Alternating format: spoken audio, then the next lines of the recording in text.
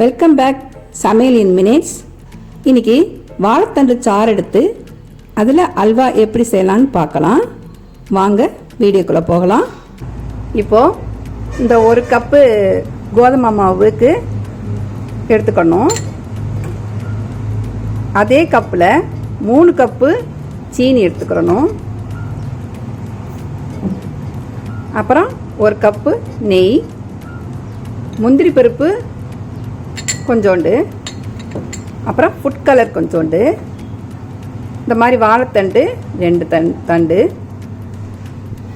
3 ஏலக்காய். இதை நம்ம எப்படி செய்யலாம்னு பார்க்கலாம்.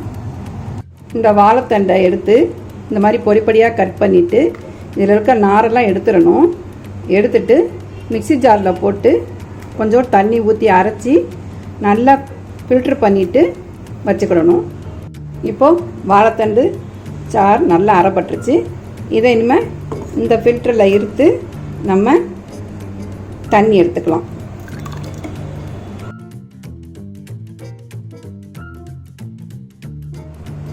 இப்போது வாழைத்தண்டு சாறு ரெடி ஆயிடுச்சு. வாழைத்தண்டு சாறு 7 கப்பு இருக்கிற மாதிரி பார்த்துக்கிடணும். இந்த 1 கப்பு கோதுமை மாவுக்கு 7 கப்பு தண்ணி இருக்கணும். இப்போது இந்த கோதுமை மாவை இதை நல்லா போட்டு கரைக்கணும்.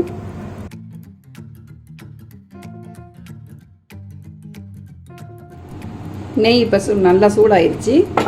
இப்போ இந்த முந்திரி பருப்பை போட்டு நல்லா பொன்னிறமாக வறுக்கணும். சிம்மில் வச்சே வறுக்கணும். இது வேகமாக கறியிடும். முந்திரி பருப்பு நல்லா வறுத்துட்டுச்சு.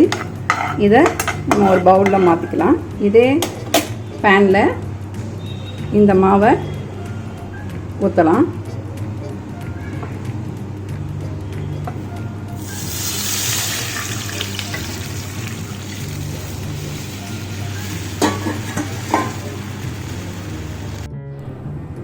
நல்லா கட்டி இல்லாமல் நல்லா கிண்டணும். இது கூட இப்போ சீனி ஆட் பண்ணிக்கலாம்.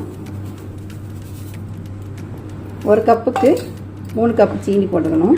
நல்லா கட்டிப்படாமல் நல்லா கிண்டிகிட்டே இருக்கணும். கொஞ்சோண்டு ஃபுட் கலர் ஆட் பண்ணணும்.